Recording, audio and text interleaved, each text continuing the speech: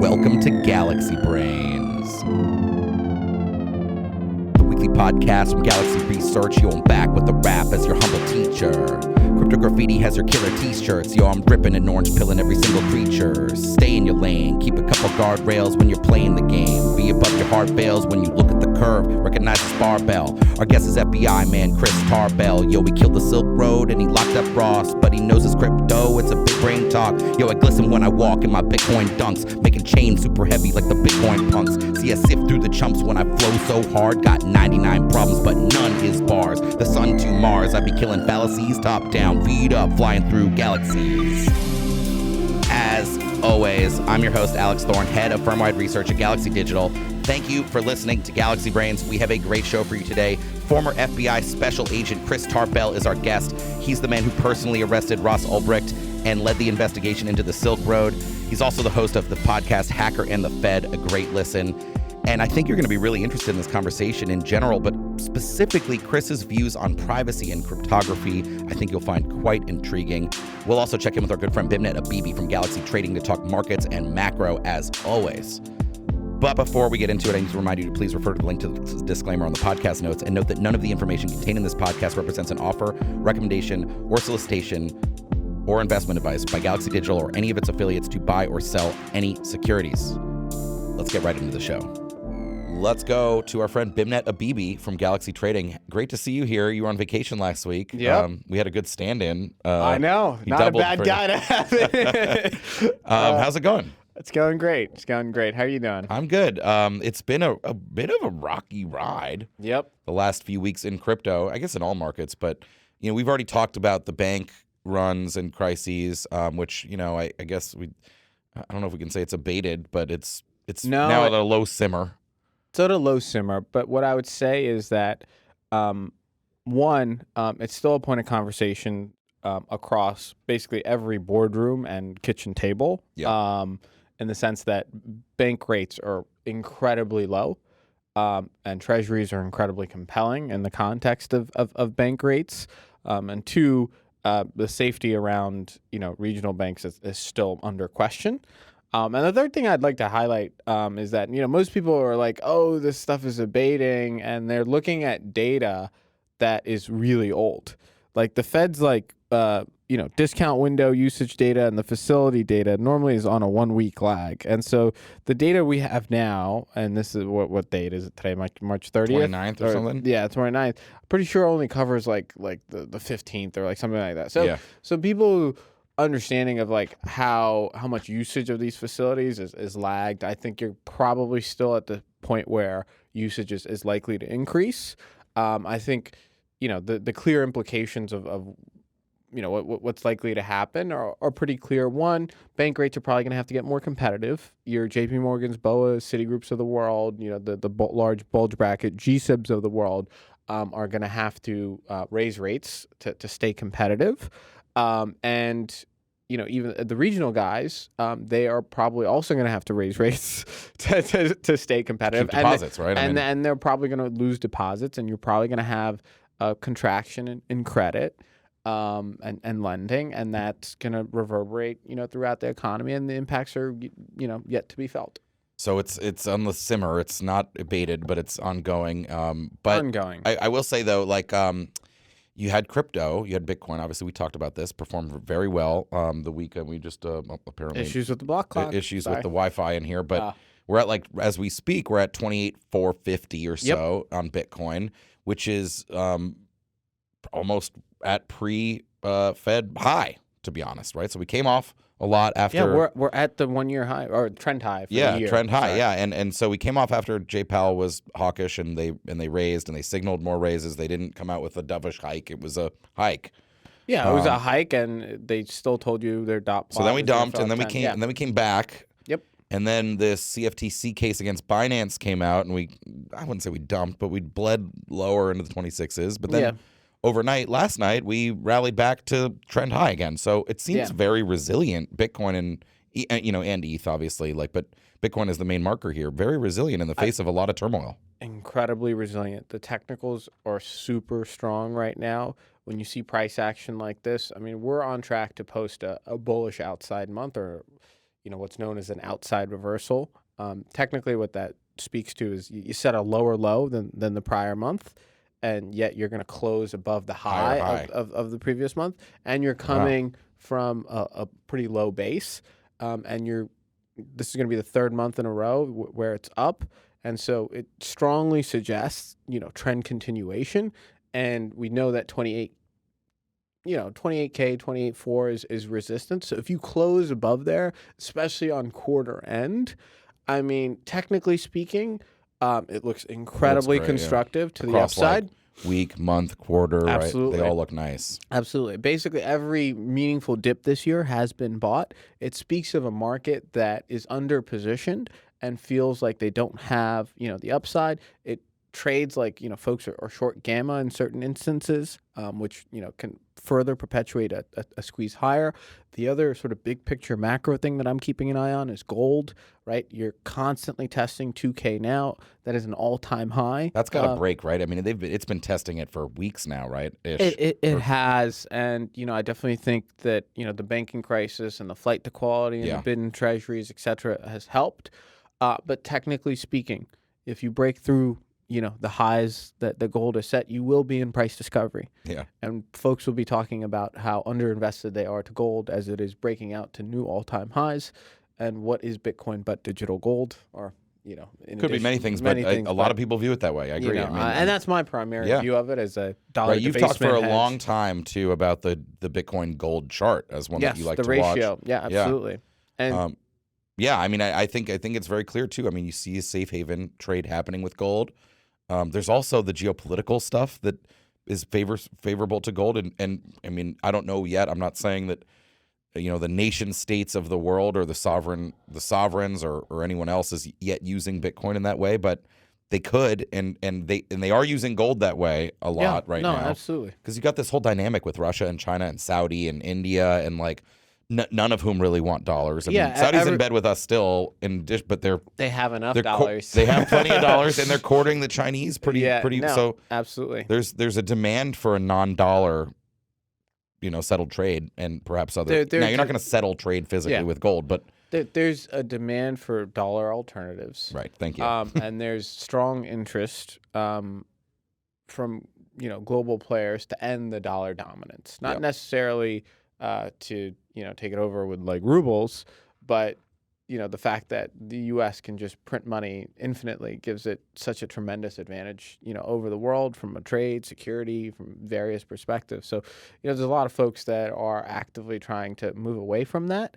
I think one of the key things about gold is that you actually have central banks that buy it. PBOC being a big one, but other central banks across the world, right? There's a basically they print money on the side and buy gold, and so there's a healthy demand for it. Right. I think if you're looking at global asset allocators, they're probably underweight gold as well. So there's positioning oriented potential. There's central bank oriented buying potential, and then there's the technical break of 2K or 2100 that's likely going to get meaningful follow through. So I think there's a lot of constructive things at play.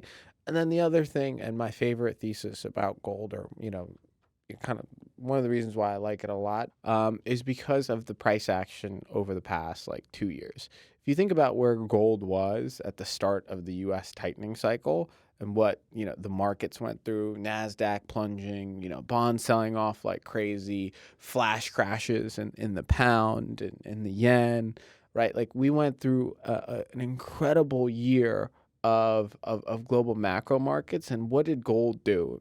From the start of 22 to end of 23, it was basically unchanged in one of the most historic years in markets ever.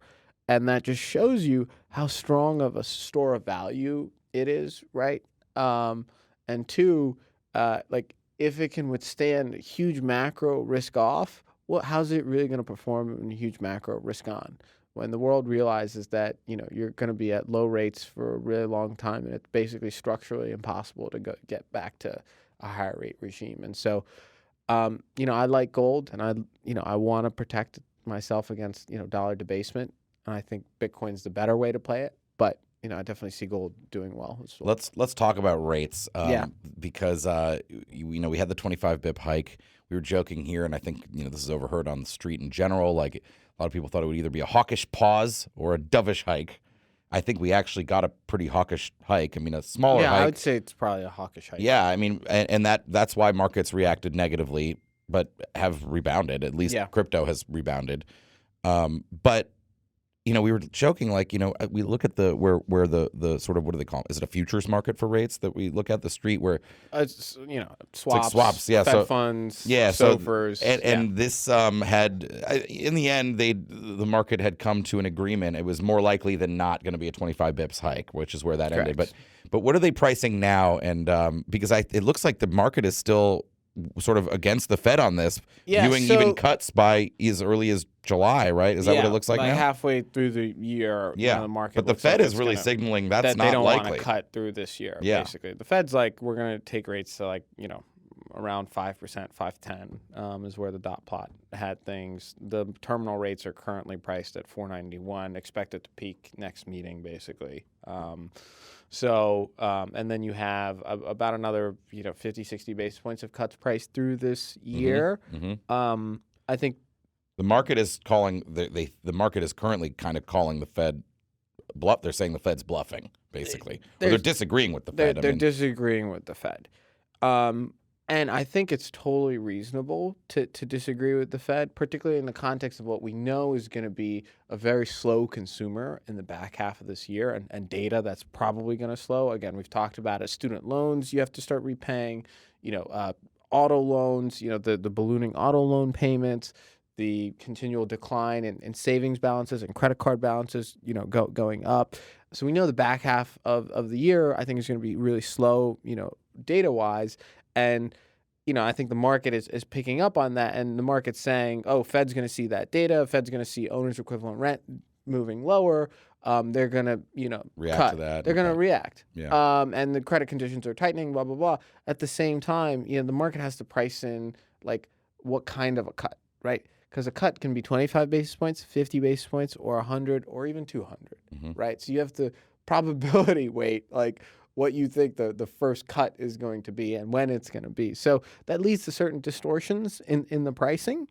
But largely speaking, I think the biggest takeaway is that the right tail of rate risk has gone away from the market. We're not in a world where we're feasibly taking rates up to 6% plus. 7, 8, yeah. That's that that tail feels of rates. impossible right now. Exactly. Yeah. And so the idea that rates have peaked, or expectations for terminal rates have peaked, has fully set into the market. And I think that is, Can the market be wrong about this? Potentially. The area where it could be wrong is it's twofold, right? The labor market is still tightest it's basically been in history. 3.5, 3.6 unemployment rate. Nobody's losing jobs quite yet in a meaningful way. You get a spiraling wage pressures, et cetera, and that kind of takes inflation higher. The other is like commodity complex, right? If crude oil for some reason went to $100 a barrel tomorrow, we'd have inflation issues again. And so, yeah, there are scenarios where, inflation does tick up. So basically, if inflation is high, it's stubborn, it becomes an even bigger problem, let's say, then Powell's got to go Volcker and really smack us down. And then the right tail of higher rates really could rear its head.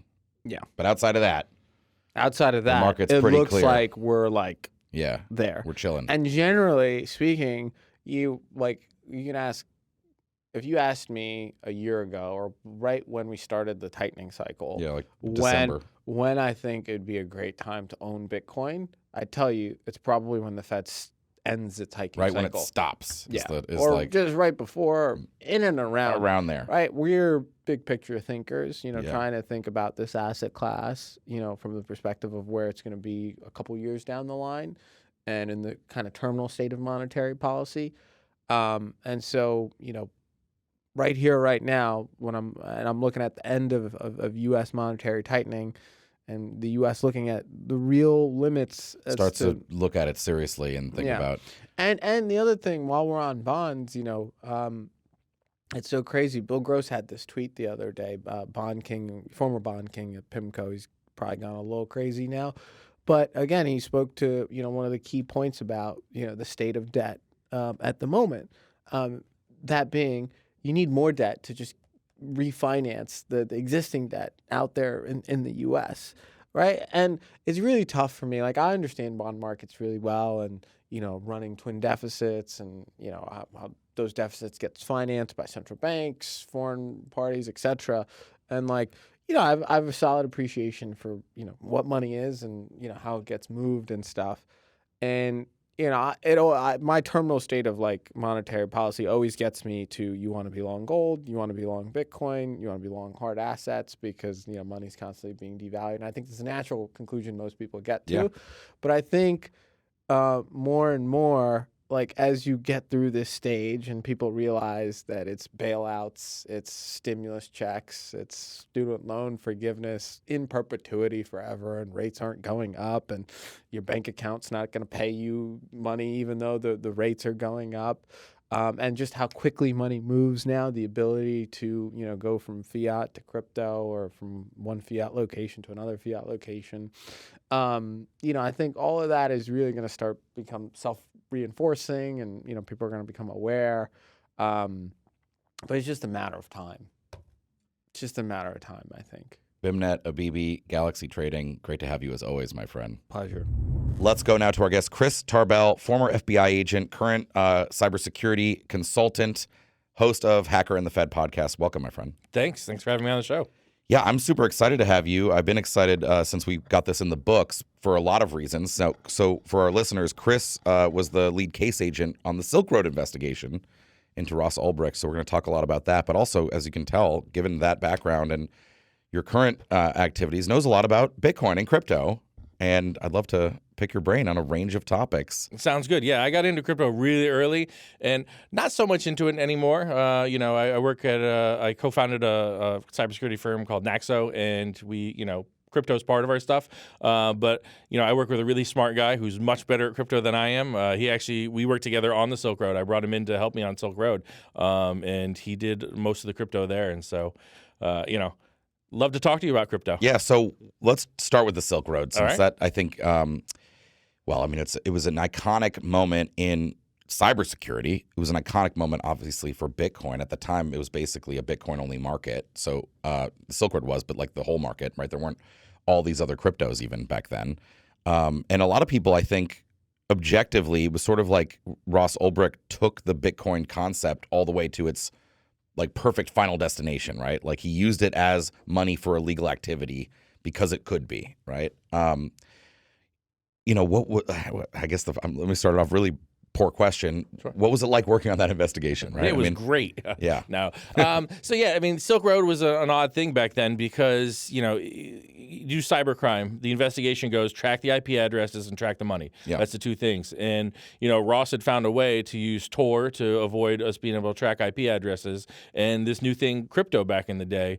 So we couldn't trace the money. There were no chain analysis. There was nothing of that. So you had to find him. You found him in the library in San Francisco, right? He's actually physically caught at that point. He was. I found him in his house. Luckily, he left the house and came down to the library. Made it a little easier? It made it a lot easier because we had learned a lesson from a previous hacker that we arrested that the laptop was the most important thing, more important than the actual man. I want to ask you about that because Sure. he was, you see him in the library, you guys have a team there, whatever, you end up seizing him, right? And of course he tries to close the laptop, right? And this is in a cyber investigation. A lot of computers are encrypted, right? Like if you don't have the password, it could be very difficult to get in. So you want to always like capture the flash memory if you can right away, right? And you want to keep it open. Like don't let them log out. Don't let them lock it down. Was that an important takeaway here? That was the most important. I gave the execute command to arrest him, and it was like part of the message was let Ross run if he has to. We'll get him later. You want need the computer. that laptop because we arrested another guy and he closed the laptop, and it took us a long time to get into that computer. So the FBI seized a bunch of Bitcoin over the course of these Silk Road. First Ross's Silk Road, right, and then it was rebooted again by others, and then those people were also caught, right? Yep. So what was off the top of your head? I mean, I think I've heard 150,000 Bitcoin basically in total was seized from these things. Well, just from Ross's, it was 177,000. Oh, wow. A little over 177,000. So yeah. And some of that was auctioned, right? Mm-hmm. We know, I think pretty famously, Tim Draper, the venture capitalist, bought like the whole slug of one of these auctions. But what, they still hold? The government still has a bunch of this Bitcoin? To be honest, I don't really know what it is. Like I said, that smart guy, Matt Edmond, that I work with, he's a co-founder at Naxo too. We went to his apartment and we logged in and we transferred it over in chunks of 324 because on a telephone, 324 says FBI because we wanted to troll the internet that day. Oh my God. Then went and ate barbecue across the street and then came back when it finished. So Matt, basically, you got his laptop, you got access to the wallets, and then he just like writes a bunch of Bitcoin transactions and broadcasts them onto the Bitcoin network to just seize the money. Yeah, we had to. Do a fresh wallet. He went to Iceland. When I arrested Ross, he was sitting in Iceland with a couple of FBI agents, and he was able to seize the coins over there. We transferred them, put them on a thumb drive. I had to walk around with them for 3 days in my pocket because the safe only opens on Tuesdays and Thursdays. Unbelievable. And so, yeah, then we went to Matt's one night and transferred them over there while we ate barbecue. That's amazing. It was a great night. Love that. So I've got to ask you, and I understand that it's not your thing to comment on probably, and so that's fine, but a lot of the world, I mean, I wouldn't say it's the world's biggest movement, but there's the Free Ross movement. I mean, I think obviously the most hardcore libertarians think that his sentencing is too long. I don't know what it is. It's multiple life sentences or something, though. 2 life sentences plus 40 years. Which is intellectually just the fact that the government does that is kind of funny because it's like, I mean, 1 life sentence would clearly suffice, right? It's more than El Chapo. Yeah, well, that's the thing. I mean, is it fair? Like, I mean, we know he did bad stuff, right? And I'll ask you about the allegations that he had paid for assassinations. Sure. But like, is it fair? I really don't I have an opinion. I publicly don't share that. Yeah. The 3 branches of the government, Right. It wasn't the FBI that imposed the sentence, No, right? It's the judge. It's the court. It's the judicial side. Yeah. We were just executing the laws the legislative branch put in place. And I think one of the reasons, I totally get that. And I think one of the reasons in to the extent there's not a huge public outcry is like you get the movie that recently came out. It's a relatively entertaining movie. I mean, I wasn't part of the project. It was nice to see a guy with my name, but he kind of portrayed an asshole, and my partners will tell me that I am that asshole, so it's all right. It was the idea that he ordered assassinations. It wasn't just that he was doing a libertarian open market, which of course was immediately used for drugs, which is bad. It's crime, right? I mean, there's no doubt about that. But ordering people to be murdered, that's clearly evil, right? Like, absolutely. Did he? I mean, because the feds never actually brought those charges against him. Yeah. So, I mean, one thing, Ross made a lot of mistakes in configuring things and all that, and to include all the backups of the Silk Road, we're going to a server in Philadelphia. Right. That was so they could reconstitute it if it was taken down, right? I guess, but why you put it in U.S. infrastructure, I don't really understand that. At least put it on a thumb drive. Yeah, put it in a foreign country, not on a cloud. It's a little harder U.S. to find. cloud. Yeah. But he also had because we got that laptop and we got it open, didn't close it. I mean, he was the only person with a password to that. He opened it and was running. His fingers were on it when we arrested him. There was a sort of a diary on there. There was messages and stuff that proved this in your guys' mind. Well, there were messages on the Silk Road server in Iceland, and there were also his diary where he was the only person that had access to the account, kept good track of it. I sent, blah, blah, blah, this much crypto for this and it really showed like the arc of the way his mindset went. The first murder he paid for was very difficult. That was for him, you mean? You could for tell. him, yeah. What should I do? What should I do? And that was the one that Carl Force and Sean Bridges were part of. Those were the agents that were arrested, part of the Baltimore investigation. But by the time the last one, there was the hitman, the quote unquote hitman, came to him and said, we're going to, I have to go in there, but he has 3 roommates, and he's like, well, just kill them all. Wow. So his mindset changed over time. Fascinating. Let's talk about Bitcoin and crime in general, right? Sure. So, because the Silk Road, and it obviously was used to great extent in the Silk Road. We know this, right? I mean, it was the only. That's how they did it. That's how they did everything. And it wasn't all crypto, but there weren't really other cryptos back then. It was Bitcoin specifically.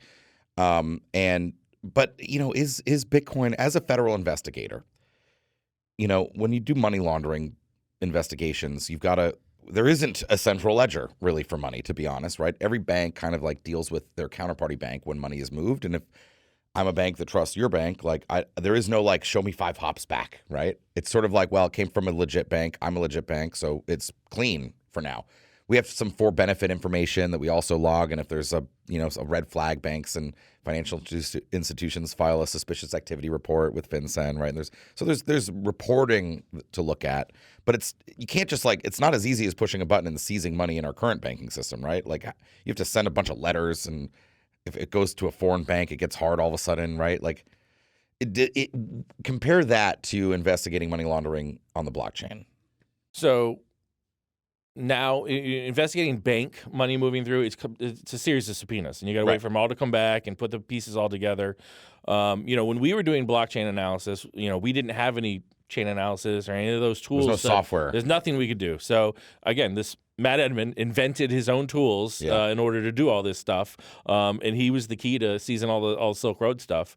And so, we didn't know how to do it, and he came up with a way. So, and it was easy. We could see the whole picture. You could see, money in, money out. Everything was there. No subpoenas needed.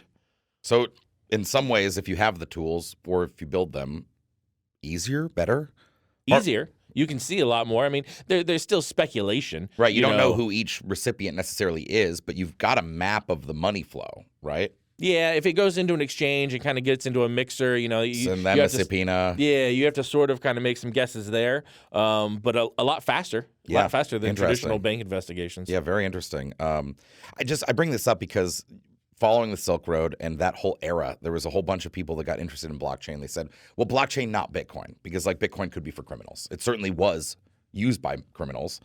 But one of the things I tell them is that, well, it's Bitcoin's pretty much the most traceable money ever created.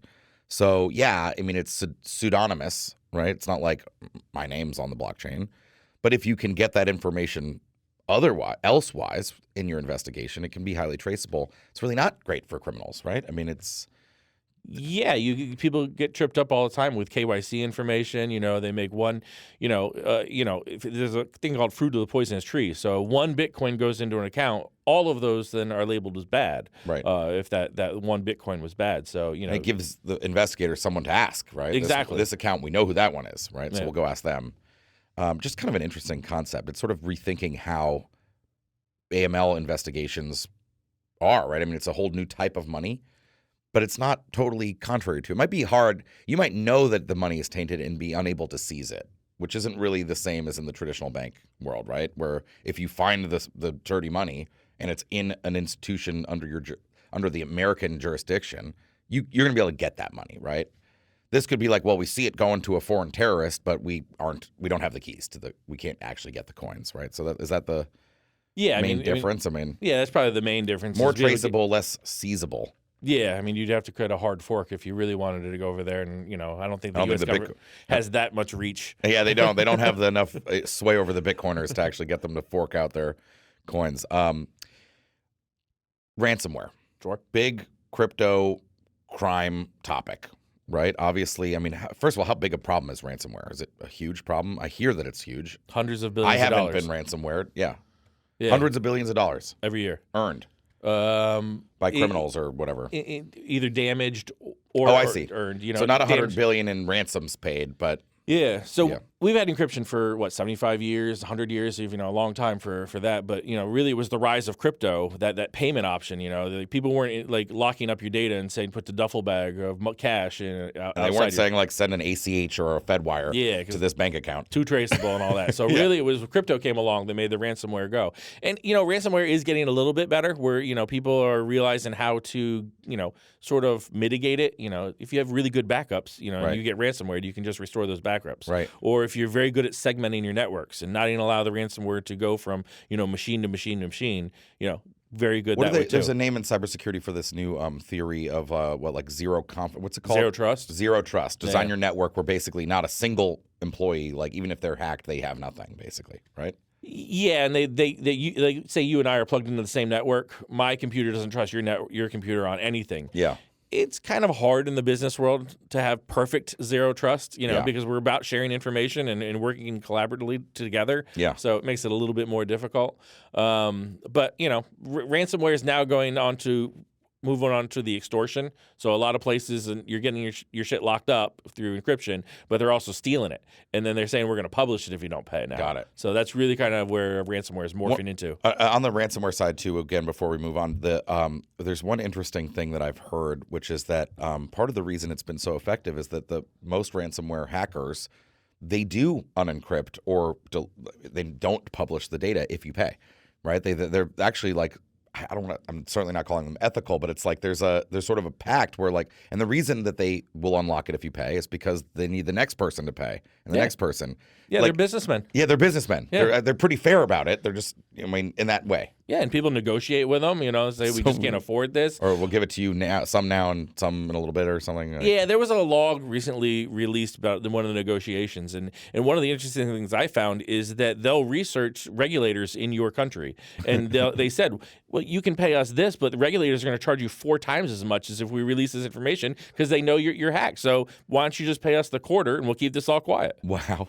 And then they do keep it quiet, typically. Yeah, I mean, so you really should find the vulnerability, how they came into your network. Sure. I mean, obviously it could just be phishing, as easy as that. But, you're not going to want to leave that vulnerability wide open. Totally. And I'm not recommending paying it. Right. I'm recommending having a very secure network and not allowing it into the system to begin with. Well, and that's the thing too, right? A lot of the most prominent, but I don't know, you probably know the landscape more, but victims of ransomware, it's like hospitals because they run a super old operating system they haven't patched in 10 years, or like even like the Colonial Pipeline attack, right? Like I don't know, but I'm assuming just the random infrastructure manufacturing sector, they're not like computer wizards, right? Yeah, towards networks they can never go down. Yeah. Like hospitals, you can't really shut them off and restart them. That's true. They're likely to pay, like because it's not like we can have from a coffee shop you can survive without a computer for a couple of days. You can't, not if you're a infrastructure. Yeah, exactly. So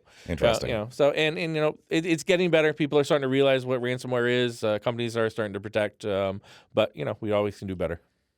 I want to ask you about another thing that's related. So some of the Silk Road coins, apparently, I believe maybe the first week of March of this year, we're seen moving on chain, I believe, about 10,000 Bitcoins. Okay. And the media, and I think pulling this info from some blockchain analysis people, said that the coins were being sent to Coinbase.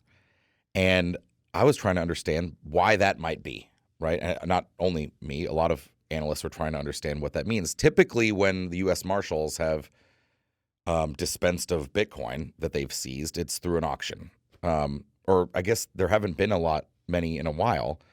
I'm willing to put forth my own 2 theories if you prefer that way, and you can comment on them. But do you have any idea why they might send it to an exchange? I don't know. It would be speculation, but yeah. I'm certainly welcome to walk down that path with you. Let's speculate. I can tell you what I know. Yeah, let's speculate. I mean, historic, right? And the coins that you guys seized, a lot of them, or some of them, were auctioned, right? I mentioned that before, that Tim Draper famously bought some of them. Nice trade. But yeah, why? I mean, are they not doing auctions anymore? I haven't seen one in a while. I really don't know what the Marshals. I mean, they recently suffered a hack themselves. The Marshals did, in the last couple months. Oh wait, there was the one too where they had seized a guy and his brother. Actually, they didn't move the coins. There was that story too, right? So his brother then got arrested for. There was a story. It was like the feds just had Bitcoin they'd seized pulled out from under them. Sure. Well, it's because they just you can't prove that no one else has the keys, and they didn't move them to keys that they knew that. Oh, they didn't move them fast enough out of the wallet. And so the guy they had arrested's brother took the coins and spent them. All right, I didn't hear about that one. But so not that hack. Not that. The Marshals got hit with ransomware recently. Wow. And so I mean, I don't know. I mean, I would. When we worked with the Marshals, they were good about keeping them in cold storage. Yeah. And so but you're saying theoretically they might have to pay a ransom. That could be a reason that they moved coin. I hadn't thought of that. I mean, but yeah. Here's the other ideas that I had. I doubt it would come out of those funds. It would come, because those that's funds. What's weird. Those funds are like evidence, basically, right? Or how did they think about seized coin or seized money? Sure. Once everything is adjudicated and the seizure order is signed and it then becomes government forfeiture. anything forfeited in a criminal investigation that way, like a drug dealer is arrested in Lamborghini, it then goes to undercovers. So all that money funds federal undercover investigations. I see. That's smart. So it could be funding something undercover theoretically. I mean, I guess they would send it if it was. Yeah. If it was, they send it to Coinbase to help wash it, basically, right? I would think. I mean, so they're gonna, hopefully people, the marshals are good enough, and with Coinbase's help. I mean, they're not going to send it to Chip Mixer or whatever, like an illegal. Like you're not going to see like funds from a U.S. government wallet go into an illegal Tumblr. Not in the first hop, I would suppose. The other weird ideas I had, the two main ones, it was sort of something like this: funding something undercover. Yeah. The other one is even stranger. I'll mention it just for the audience, although I don't think either of us really have any way of knowing if this is true. But the government is currently under special measures. They're funding the government by the Treasury Department moving money around. Currently, we are because we're out. They're out of money, right? And there's the debt limit. This goes into this debt limit fight in Congress, which they have every couple of years. They've never failed to raise the debt limit, but that apparently they don't have to do actually until sometime this summer. Until then, I don't know, Uncle Sam can just sort of like move some money around and get it paid. What if the U.S. Marshal said, "Hey, Treasury, we're out of money," and they were just like, "Just sell some of that Bitcoin." I mean, I think you'd have to see either Congress or an executive order that says that money can be used for that sort of thing. Because it normally can't be. It normally can't. It can only go to fund undercover law enforcement operations. So interesting. Maybe somebody will now. One of your listeners will find some sort of document where there was an executive order that says it could be used that way. But I doubt it. Yeah, I more think it's going to be used in some sort of undercover operation. So, as someone who's obviously worked in federal law enforcement, knows the cybersecurity landscape and also some of the crypto issues, what does the U.S. government? What tools does the U.S. government want to make this better? Like, why? Or let me say it a different way. Why is the U.S. government so notably antagonistic against the crypto world when other jurisdictions are really moving in the other direction? So, again, just speculation on my side. Yeah. But I would think it's two parts. It's a little bit of ignorance where, it's scary. I don't know what it is. For computer crimes, we still use telephone laws in order to fight those crimes. So if I want to get like it's called a PRTT, if I want to get that information, that's a telephone registry. If I want to get a T3, I use telephone laws to get a, wiretap on a computer. So we have outdated laws. Outdated laws that aren't, it's not even keeping up with the computers, but think how long till crypto. We see our representatives on TV every day. I mean, I don't think a lot of them would understand crypto if tested. But in two, we talked about it. Sports gambling took a very long time in order to become legal, and what caused it to become legal? They figured out a way of taxing it. So they want their piece. Of course they want their piece. Yeah, that's how we fund the government. Exactly. So, that's a lot of unregulated money moving back and forth, So I would suspect they want their piece. So when we think about another thing I want to ask about, along similar lines, right? The government has had a very long antagonistic relationship with open cryptography, right? There's Phil Zimmerman in PGP where briefly they charged him criminally. Then they were going to sue him. They thought that the government was treating cryptography as a munition. They wanted to sue. They sued briefly Phil Zimmerman under the Arms Export Control Act, right? That that cryptography is a military technology and sharing it with foreign adversaries is treason. Basically, was the argument. Of course, he didn't specifically share it with foreign adversaries. He released it publicly for everyone. And since then, there was the Clipper chip in the 90s from the Clinton administration. There's the San Bernardino iPhone, right, where we know, like, the government has been hostile against encrypted messaging for a long time. I'm sure continues to be.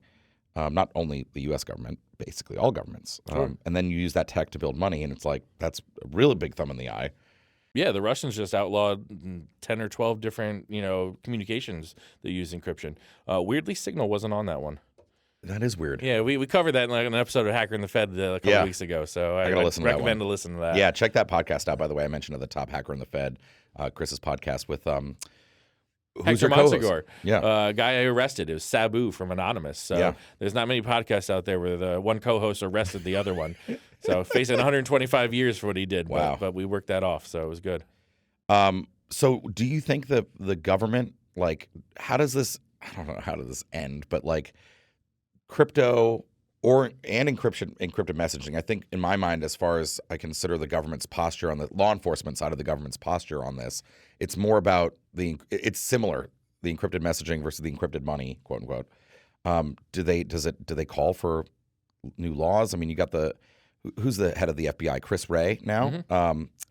I wouldn't say he's been the most like antagonistic, but James Comey had given many speeches about encrypted messaging.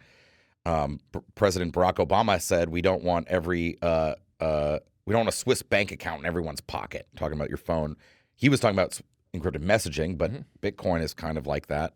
How does this end? Do you think the feds does this go on forever? Is there going to be? Are we destined now that this cryptography is open in public to have a perpetual tension between the public's use of it and the government's need to access it? I hope so. I hope that the government never requires us to give up our passwords. In some countries, it's a crime. Yeah. If you get arrested and don't give your password, that is another charge. I really hope we don't go that way. I'm a privacy guy. I'm a technologist. I want to see that things move forward, and to retard that technology moving forward it would be scary to me. Yeah. You believe that's like a human right that like humanity deserves to have privacy? I don't know if I'm going to go that far, but I think as Americans we deserve, it's part of our Constitution to be able to have privacy. I mean, Ben Franklin said that it would be worse to that it would be better to let one bad guy go free than to have a bunch of innocent people be detained. At the time, Vice President Dick Cheney once gave a quote that's literally the opposite of that we were fine with having capturing up a bunch of innocents to get the bad guy. Doesn't it feel sort of like that? Until you're the innocent. I mean, people can get behind that until you or your family member is the innocent. So, I can give you the emotional pull. Like I worked a case where there were parents selling their children on the internet. They were they were renting them out. So if you wanted to rent a child for a few hours, you could do it. And they use cryptocurrency in order to pay for that. That's, but I can't think of anything worse, than that. So, do we want to end cryptocurrency? Because that is a problem. So that's the thing. And then you got all this. This is exactly what I'm getting at. Same thing with messaging, right? If you got a bunch of terrorists that are able to use private messaging, I think we all agree that's bad. Yeah. But the positive use cases of it are pretty dramatic as well. But because bad guys are using some sort of technology I shouldn't be able to. Right. Bad guy drove a car. Not banning cars, Yeah. Yeah. I mean, not to get too political, but they kind of go in that way with gun control. And bad guys use guns, so nobody can use guns. Right. So you think they'll continue to make that argument though, and it's up to the the legal law-abiding public that also still wants these tools to constantly fight back. That's the world we're in. Laws are made by people that we vote into power, so it comes down to your vote. This has been a great conversation, Chris. Thank you so much for coming. What's on your radar in the cybersecurity and I don't know, in crypto space, like in the next year? I don't know what. Any like sort of insight into like where you think the space is going, or for your business, cybersecurity firm, like what's top of mind for you right now? So Hector on the podcast the other day, we talked about what's going to happen in 2023. He says the insider threat, so I can't take that one. I think ransomware is going to continue to go. There's a lot of low-hanging fruit, and it's going to go out there. In the crypto space, there was a lot of mom and pops that bought into crypto and sort of burnt on it these days and trying to get out of it. But I think crypto is going to just get stronger. I think there's going to be this pull we talk about between the government and people with privacy for encryption and for cryptocurrency. And I hope that pull continues because I don't want to see the government win this one. Chris Tarbell, former FBI agent, current host of Hacker in the Fed podcast, cybersecurity entrepreneur. Thank you so much for joining us. Thanks for having me. This was a lot of fun. That's it for Galaxy Brains this week. Thank you so much to our guest, former FBI Special Agent Chris Tarbell. Hey, check out his podcast, Hacker in the Fed. It's one of my favorites. Also, thank you to Beimnet Abebe from Galaxy Trading, as always. This was a fun show, but you know what? We got a lot more fun shows coming up, so have a great weekend, and we will see you next week.